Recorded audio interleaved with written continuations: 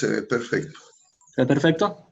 Sí, señor. Bueno, primero que todo, agradecerte, Jorge, por la invitación y agradecerle a Ophthalmic Media por prestarnos la plataforma. Realmente, pues es muy agradable poder compartir con un grupo de optómetras y de profesionales preocupados en realidad por la salud de los pacientes que padecen miopía y que no buscan solamente pues la corrección de la visión, sino buscan preservar la salud de los ojos a largo plazo. Y pues saber que los ojos tienen que durarle toda la vida a nuestros pacientes.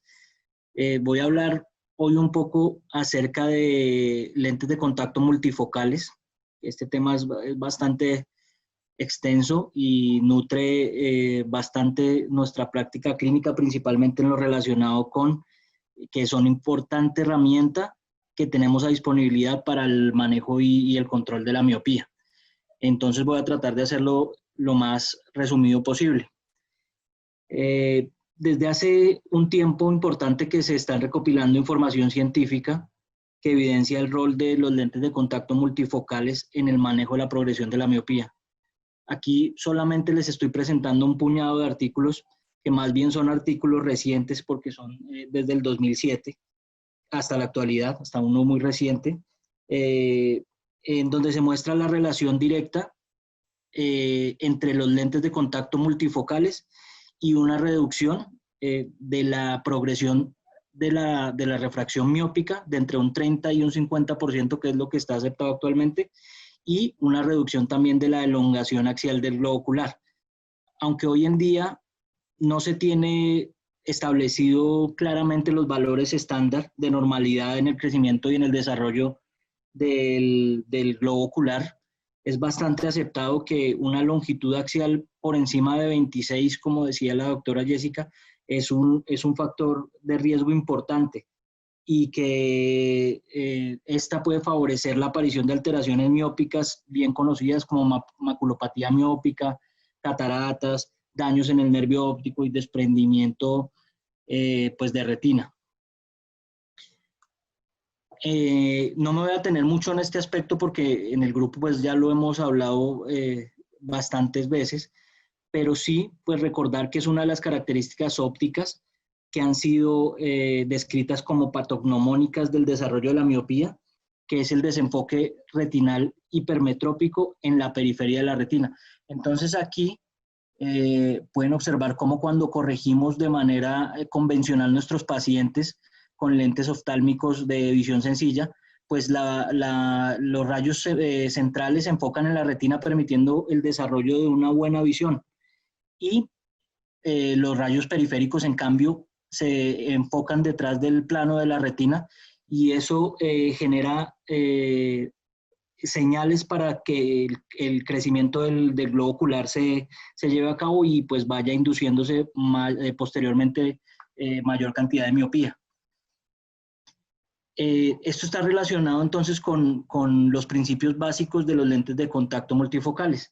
Entonces, así como todas las estrategias ópticas que empleamos para el manejo de la miopía, como podemos observar en esta imagen, se busca que la imagen en la retina central estimule la fovea y el área central de la retina, como podemos observar acá.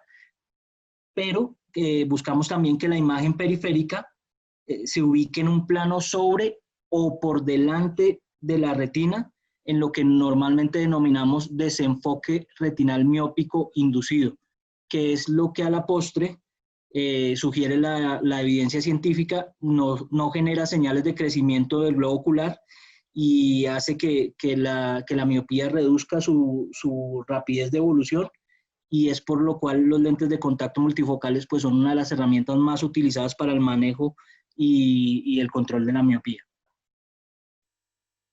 Bueno, aquí tenemos unas nuevas aproximaciones. Algunas teorías que no son tan recientes, pero que sí han venido tomando fuerza, es el papel que juega el espesor coroideo en las señales que inducen aumento de la miopía.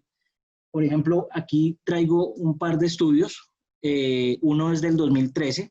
Este es un estudio desarrollado en el Laboratorio de Óptica y Lentes de Contacto de la Universidad QUT en Brisbane, Australia, Fue publicado, como les dije, en el 2013 y tenía como propósito mejorar la detección del espesor coroideo, que es pues una tarea bastante complicada y desafiante, en particular porque es difícil determinar el límite coroideo externo. Quienes han tenido la oportunidad de revisar tomografías de mácula o de polo posterior pueden evidenciar eso, teniendo en cuenta que el uso de estas imágenes es dispendioso y es bastante subjetivo. Este análisis de OCT había la necesidad de generar una forma automatizada de procesamiento de imágenes que nos ayudara a determinar los cambios en la medida del espesor coroideo. Entonces, este fue el desarrollo que hicieron en la Universidad de QT, lo que posteriormente fue aplicado a este otro estudio que es bien reciente de este mes, y pues ha sido aplicado a diversos estudios. En el presente, esto nos compete directamente porque dentro del propósito de este estudio fue examinar la respuesta al grosor coroideo a corto plazo en presencia de desenfoque astigmático miópico simple, donde se evaluaron astigmatismos inducidos con la regla y contra la regla y se compararon con la respuesta de desenfoque miópico esférico y la visión en pacientes hemétropes que eran los controles. Y bueno, ¿qué se presentó como conclusión?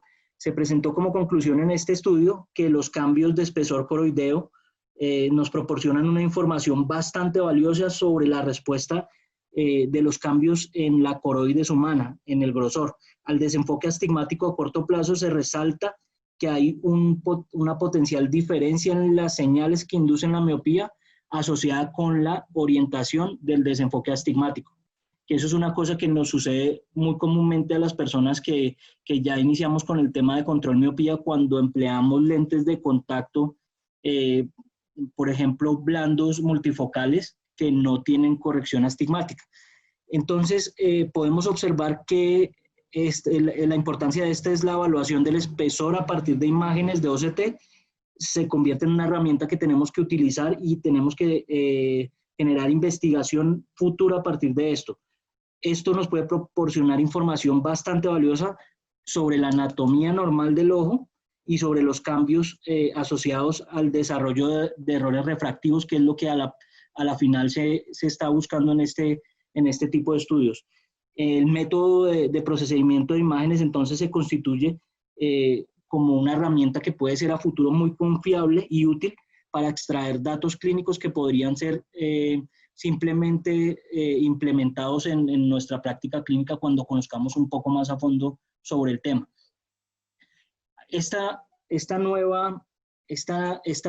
otra diapositiva no tiene mucho que ver con lentes de contacto multifocales, pero la traigo para presentarles y reforzar la idea y la teoría de que los cambios en el espesor coroideo y la progresión y aparición temprana de la miopía pues se están relacionando desde hace mucho tiempo.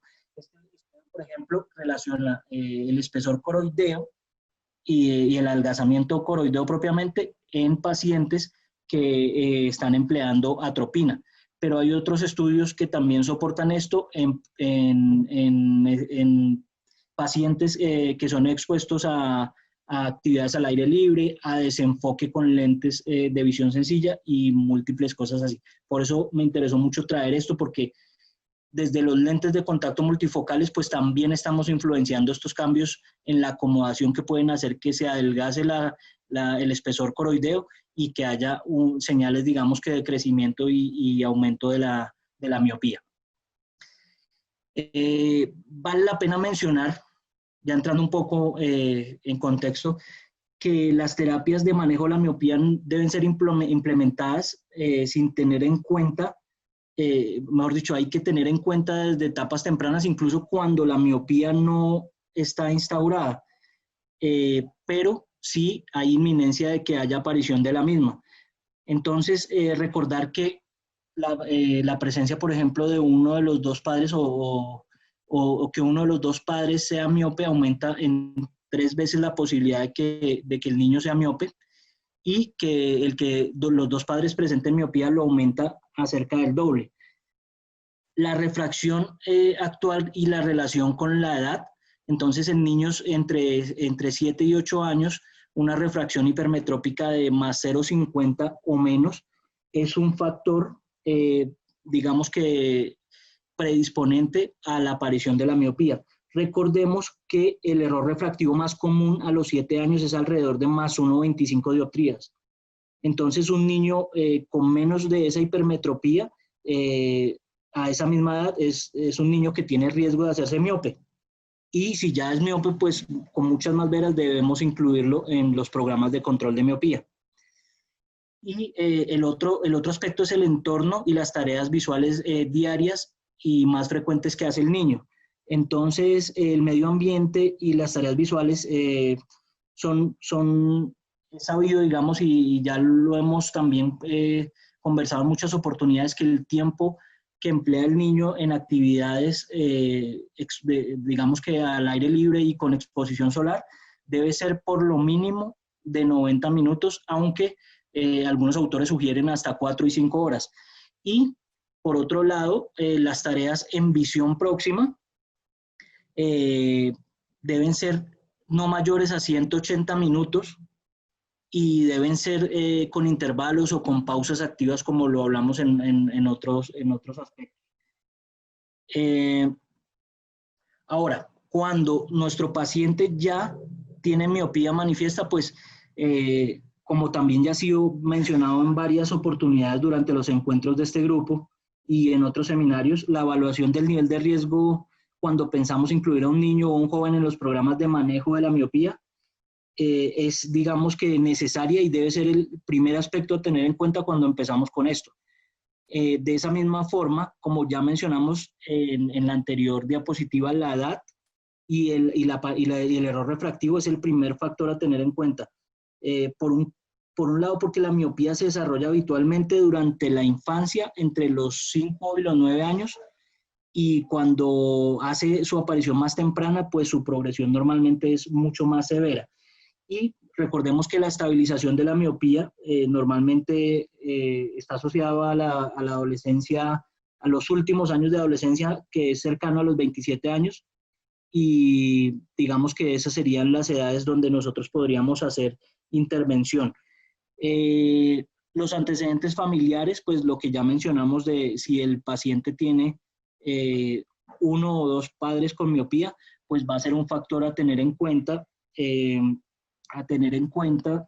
cuando estamos perfilando el nivel de riesgo. Entonces, aquí podemos evidenciar lo que les decía en la diapositiva anterior. Ahora, en cuanto al tema de etnia y ubicación geográfica, esta ha sido ligada al entorno, como hemos visto en estudios de prevalencia, varía según también la zona geográfica.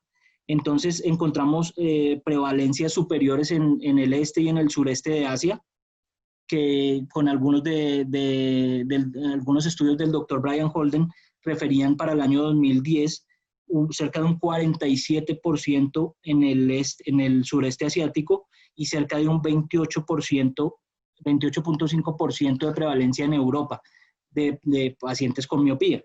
Mientras que para el 2012 ya habían estudios de prevalencia que manifestaban entre un 80 y un 90% de pacientes con miopía en el sudeste asiático, en estudios que incluyen países como Corea del Sur.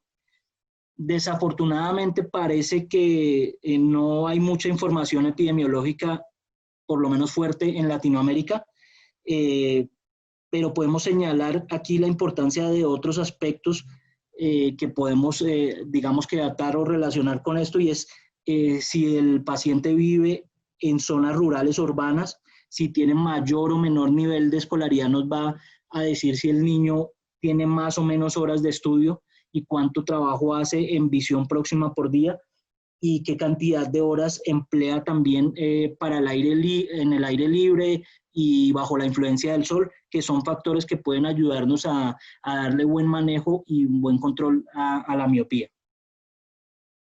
Aquí ya empezamos a entrar en el tema de los lentes de contacto multifocales. Entonces, traje esta tabla que me parece muy importante y que nos puede ayudar mucho con los padres, y nos muestra unos datos interesantes que son publicados en la página de Myopia Profile de la doctora Kate Gifford y su hermano, donde se prospecta el aumento de la miopía en niños desde los 7 años o menos hasta los 11 años, teniendo en cuenta el tipo de intervención óptica que llevemos a cabo. Aquí se muestra entonces que la intervención con lentes de contacto multifocales aparentemente es una mejor alternativa respecto a la corrección con lentes oftálmicas de visión sencilla, que es la que podemos observar en rojo, y los lentes progresivos de corredor corto que podemos observar en amarillo, que son pues obviamente lentes progresivos especiales para el tratamiento de la miopía. Según estos estudios y los pacientes tratados, la intervención con lentes de contacto multifocales pues siempre fue un poco más efectiva que mantenerlo pues con corrección de visión sencilla o con otros sistemas ópticos. Entonces, aquí entrando en materia, dentro de los diseños de lentes de contacto multifocales que se vienen empleando todos off-label, por lo menos acá en Colombia, para el manejo de la miopía, tenemos una gama de posibilidades bastante amplia, que además esta gama de posibilidades nos han servido para desarrollar múltiples estudios y que han conducido finalmente al desarrollo de tecnologías específicas en lentes de contacto para el manejo de la miopía. O sea que por acá es pues por donde hemos iniciado nuestro manejo de la miopía off-label, pero esto es lo que finalmente ha sustentado los trabajos y los estudios científicos que ahorita resultan en lentes específicamente diseñados para el control de la miopía. Entonces, voy a describir un poco las características. Estos lentes presentan un diseño asférico, como este, con anillos concéntricos, donde la zona óptica central generalmente es para la distancia y la corrección del defecto refractivo, que en este caso pues sería la miopía. En el siguiente anillo o en la siguiente zona se corrige la visión intermedia y por último, en la última zona es donde, o en la última zona o anillo es donde se induce un desenfoque miópico periférico. Esta variable puede ser selectiva, depende del criterio del profesional, para mejorar la terapéutica, teniendo en cuenta pues también la tolerancia del paciente, porque muchos de los pacientes que adaptamos a recomendación pues de las sugerencias de los estudios con adiciones positivas altas, tendían a tener problemas y a inducirse imágenes fantasma o halos por el tema de la estimulación simultánea de la retina. Entonces, este es un aspecto que podemos nosotros considerar como profesionales para tomar una decisión adecuada y para pues, hacer, digamos, que el paciente sea más fiel al tratamiento. También debemos tener en cuenta, según la forma del polo posterior del globo ocular, si tenemos acceso a biometrías periféricas, y también esto se debe ver influenciado por el tamaño de la pupila que en diferentes condiciones de iluminación, tal cual como lo hacíamos con nuestros pacientes presbitas, pues aquí el diámetro pupilar pues vuelve a jugar un papel importante, pero ya en la terapéutica.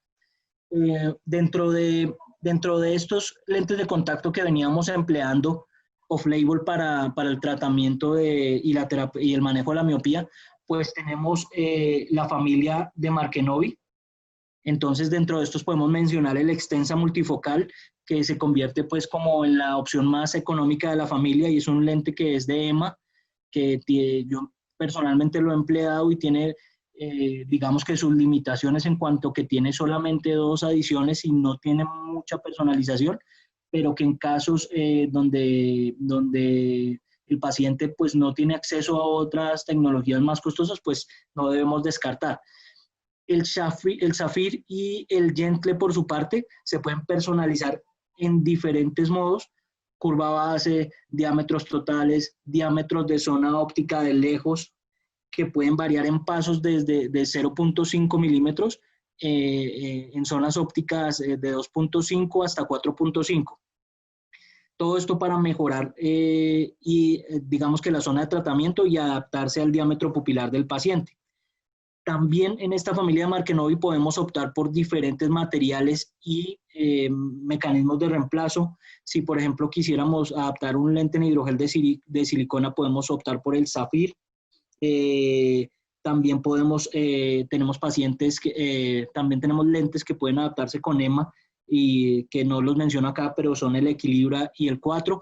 Y por último, el que yo más empleo, que es este lente Gentle 80 y el Gentle 59, que usan un material que se llama Origin Technology, que es un hidrogel que tiene un coeficiente de fricción, un módulo de elasticidad, una retención de humedad mejorada, que pues no se deshidrata con facilidad y lo que busca a la postre es mejorar la comodidad del paciente. Entonces, digamos que acá pueden ver que incluso a futuro, depende de lo que la investigación nos vaya mostrando, podemos ir, digamos que, conociendo todo este tipo de lentes y todas las modificaciones que se pueden hacer con ellos para hacer, digamos que, un mejor tratamiento. Por otra parte, tenemos la familia de Cooper Vision. Digamos que aunque personalmente no los he empleado mucho, es de amplio conocimiento que son lentes muy cómodos y que tienen pues un nivel de personalización aceptable. Tienen rangos extendidos, por ejemplo, en el procliar tórico multifocal, pues tenemos la posibilidad de corregir astigmatismos que tengamos en nuestros pacientes con astigmatismos miópicos elevados. Y por último, y los lentes de contacto híbridos, que tal vez son uno de los menos tenidos en cuenta por su poca o nula referencia en los estudios clínicos, pero que cuentan con el mismo tipo de tecnología empleada para los diseños que antes mencionamos. Incluso tienen una ventaja y es que se pueden personalizar con adiciones hasta de 5, que dependiendo lo que nos muestre la investigación o si nos motivamos a investigar sobre el tema, se podría evaluar la eficacia de ese tipo de adiciones mayores. Pero que si lo analizamos pues simplemente para el tratamiento podríamos, digamos que esperar razonablemente los mismos resultados con este lente que con todos los otros sistemas de lentes de contacto blandos que ya empleamos.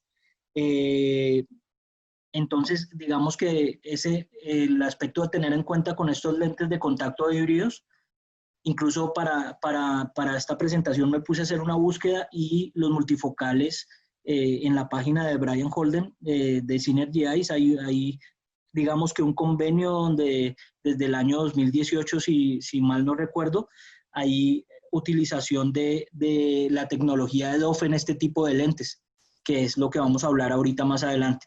Por último, no dejar de mencionar los lentes de contacto rígidos multifocales que podemos diseñar en los laboratorios locales de cada país. Digamos que no serían descartables y es una posibilidad que también podemos evaluar. Un lente que está siempre bien centrado para que el tratamiento pues, sea lo más efectivo posible. Ahora, digamos que este tipo de corrección dual es ya un tipo de corrección que ha sido desarrollada específicamente para el tratamiento de la miopía. Entonces no podríamos dejar de mencionar que el lente de contacto con esta tecnología es el lente de contacto MiSight de Cooper Vision, que pues es el primer lente que ha sido aprobado. Recientemente fue aprobado por la FDA para el control de la miopía.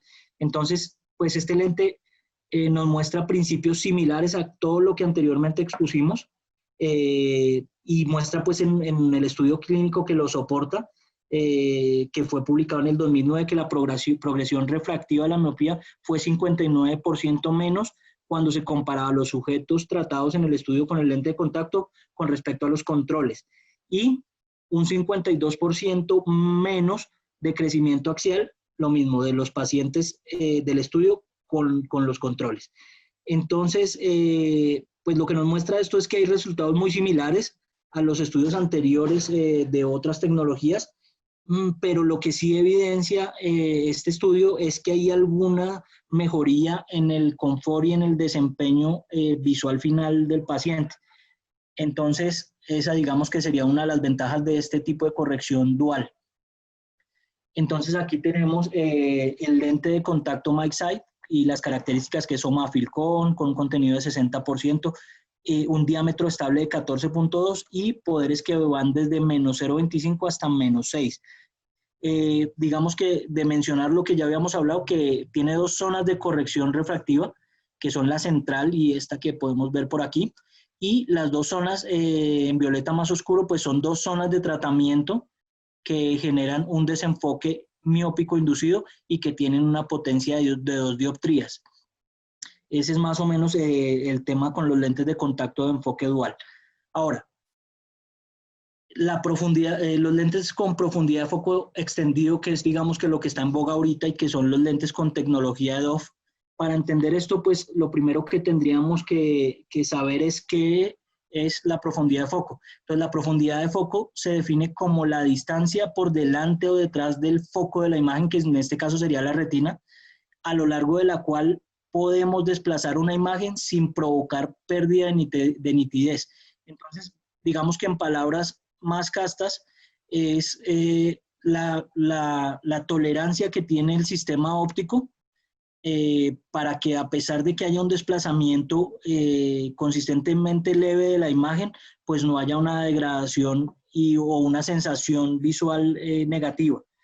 Entonces, pues este diseño es un diseño que, como hemos visto en otras charlas, es un diseño no monotónico y aperiódico, que lo que induce son aberraciones ópticas de alto orden que degradan la imagen retiniana que está ubicada por detrás del punto de la retina, lo que hace que, digamos, que el cerebro elimine esa información y esas imágenes, y pues, por otra parte, favorece que las imágenes ubicadas en el plano de la retina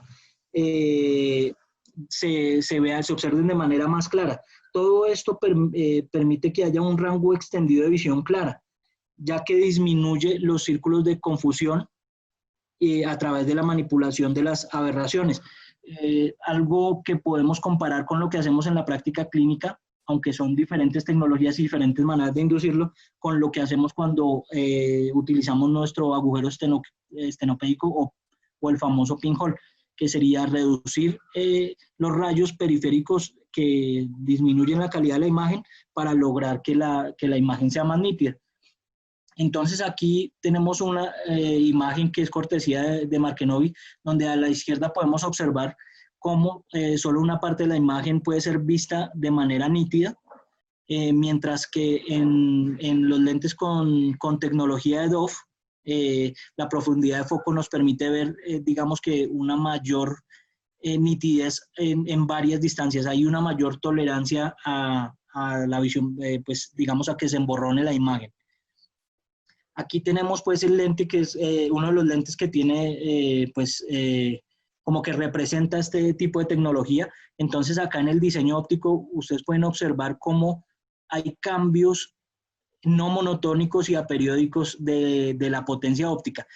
Eso de no monotónico y aperiódico, aunque suenan pues digamos que muy particular, básicamente lo que pueden observar es que no hay cambios, digamos que bruscos de potencia, así como podemos tener en otros sistemas ópticos multifocales. ¿Qué tiene de importancia este lente? Pues bueno, tenemos unos niveles de personalización bastante importantes porque tenemos radios de curvatura desde 710 hasta 980, diámetros del lente de contacto que van desde 13.5 hasta 15.50 y poderes que van desde menos 15 hasta de menos 0.25, perdón, hasta menos 15. Entonces tenemos un rango bastante amplio de corrección cuando nos referimos al tema de potencias ópticas para pacientes miopes, pero también tenemos un súper importante nivel de personalización en cuanto a la cantidad o sea, a mejorar la adaptación y a mejorar la tolerancia de los pacientes miopes. Aquí tenemos otro tipo de lente que no tenemos accesibilidad aquí en Latinoamérica todavía, que es este lente Natural View de BTI, que básicamente lo que hace, como pueden observar acá, es que tiene también tecnología EDOF para el manejo y para el control de la miopía. También es muy empleado en Asia, en Australia, en Estados Unidos y creo que en algunas partes de Europa se consigue este tipo de lente. Ahora, ¿qué consideraciones debemos tener para la adaptación propiamente? Entonces, como ya hemos mencionado con anterioridad, la efectividad del tratamiento depende de varios factores. Uno, pues es la comodidad y la tolerancia de nuestro paciente. Entonces, una adaptación adecuada pues se refiere a que haya un centraje del lente. Primordialmente hay que tener en cuenta los parámetros de personalización de cada uno de los lentes que tenemos disponibles y de los que mencionamos con anterioridad para saber pues con qué herramientas contamos. Y cómo cada una de las lentes es personalizable, deberíamos tener en cuenta parámetros como el diámetro de iris visible, los valores queratométricos, la esfericidad de la córnea, saber si una córnea es muy plana o muy curva. En algunos diseños nos muestran incluso las alturas sagitales finales de los lentes y podríamos en un futuro tener información también de alturas sagitales que nos podrían favorecer las adaptaciones. En otra charla estuvimos hablando del impacto que tenía el diámetro horizontal de iris visible sobre la ságita real del paciente. Entonces son cosas que a futuro debemos ir pensando para ir mejorando. El diámetro pupilar es otro factor súper importante y más en el control de la miopía. Muchos estudios relacionan el diámetro de zona óptica que vamos a escoger para el tratamiento con la efectividad del mismo. Entonces, en diámetros pupilares donde las zonas de tratamiento, o sea, las zonas donde hay una adición mayor, influencia el comportamiento de la acomodación en el paciente. Entonces, conocer el estado basal de la acomodación y de la visión binocular del paciente también toma importancia. Cuando las zonas de tratamiento influencian la acomodación del paciente, pues muchas veces esto genera efectos indeseados en el tratamiento que vamos a realizar. Entonces, nosotros estamos pretendiendo hacer un desenfoque retinal periférico y quizá no lo estamos obteniendo porque el paciente está empleando de una manera diferente la acomodación. Aquí tengo unas imágenes que se pueden obtener con la transiluminación de algunos autorrefractómetros, donde a mano izquierda pueden ustedes ver un lente que proveen uno de los pacientes y que pues francamente estaba descentrado. Entonces es un lente multifocal que no va a surtir el efecto que estamos esperando. Por aquí en las otras imágenes pueden ver también como la cantidad de centramiento que tiene este lente y en cambio en el otro ojo como la zona óptica hace una cobertura total del área pupilar. Entonces, las consideraciones propias para el manejo de la miopía serían la seguridad, pues que los factores de seguridad pues básicamente tendríamos el lente MiSight como la prioridad o los lentes de uso diario, ya que han demostrado pues una incidencia pues casi nula de casi 2 por cada 10.000 habitantes de queratitis microbiana o de otros procesos, digamos que inducidos por los lentes de contacto. Entonces, ese es uno de los aspectos que podríamos tener en cuenta, aunque hay que mencionar que en los otros sistemas de lentes de contacto de reemplazo mensual e incluso en la ortoqueratología, la tasa de infecciones microbianas es de 12 por cada 10.000 usuarios. Entonces, pues realmente la seguridad no debería ser un tema que nos preocupara a nosotros como profesionales en el buen sentido que esto pueda tomar. Sino obviamente dándole las indicaciones necesarias a los padres y eso, pero los estudios en niños han demostrado que incluso muchas veces los cuidados que tienen los padres y los mismos niños son mejores que en pacientes jóvenes. Entonces, digamos que ahí la seguridad se refiere un poco más a la seguridad que tienen los padres sobre el manejo del lente. En cuanto a la eficacia, pues tendríamos que decir que teniendo en cuenta que la terapéutica es igual en toda esta familia de lentes, todos los sistemas de tratamiento de lentes de contacto multifocales nos presentan resultados similares que van de entre el 30 al 50% de efectividad en el manejo de la miopía. En última posición, pero no menos importante, también debe ser tenida en cuenta entonces, como les he venido mencionando, el tema de la visión binocular. Entonces, el cambio de gafas a lentes de contacto puede inducir cambios y puede llegar a perjudicar una visión binocular que ya esté alterada o que esté inestable. vemos entonces que las zonas ópticas de tratamiento más grandes, las zonas ópticas centrales, que serían las de corrección, más grandes, probablemente fomenten una respuesta acomodativa normal en el paciente, lo que, como les mencionaba con anterioridad, puede resultar benéfico. Si bien eso puede ser cierto para los, digamos que para los modelos monoculares, se debe tener en cuenta que el sistema binocular después hace su adaptación, entonces las divergencias podrían influir en la acomodación. Entonces un examen de visión o una valoración de visión binocular o apoyarnos en un optómetra que sea especialista en visión binocular debe ser, digamos que una de las cosas que tenemos que evaluar a futuro o mejorar a futuro. Una de las preguntas que nos surge de la función visual y la visión binocular es, ¿esta podría ayudarnos a mejorar el otro 50% de la eficacia promedio de nuestros tratamientos? Esa es, digamos que una cuestión que podríamos tener en cuenta. La acomodación también podría influenciar, digamos que nuestra selección terapéutica según todo lo que hablamos de los diferentes diseños. Entonces, diámetros de zona óptica más pequeños, podríamos emplearlos en pacientes con acomodaciones excesivas o normales, y diámetros de zona óptica mayores podríamos emplearlos en pacientes que tienen acomodación disminuida. En cuanto a la seguridad, esto lo voy a pasar rápido porque es lo que les mencioné acá. Me refiero al artículo que evidencia, digamos, la seguridad de este tipo de dispositivos. Y digamos que el otro aspecto es cuando vamos a seleccionar según la refracción, pues tenemos que tener en cuenta la disponibilidad de parámetros que tienen nuestros lentes, la cantidad de astigmatismo miópico y pues ya es bien conocido, pero hago énfasis en que la hipocorrección puede promover la progresión de la miopía, entonces no es una opción terapéutica adecuada. Entonces, después de todo esto, ¿cuál es la adaptación mejor? Entonces, si estamos pensando en seguridad, ya habíamos hablado que los lentes de reemplazo diarios pues son extremadamente seguros, aunque los de reemplazo mensual pues están muy cerca. Cuando se trata de astigmatismos miópicos que requieren el uso de lentes liso, ya estoy terminando, lentes de contacto tóricos o multifocales, ambos presentan un perfil de seguridad similar, entonces por ahí podríamos tener una herramienta importante.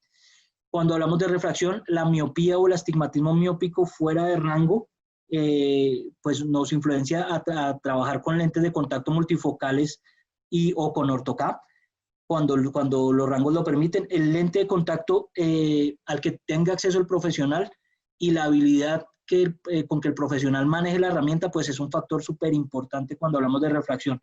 No debemos olvidar el estilo de vida y las preferencias del paciente, y finalmente pues la tolerancia del paciente es un aspecto en el que debemos trabajar hasta el final porque es el factor más importante para que el paciente se adhiera al tratamiento. El mejor lente que podemos iniciar es con el que tenemos disponible y de allí poder, digamos que influenciar.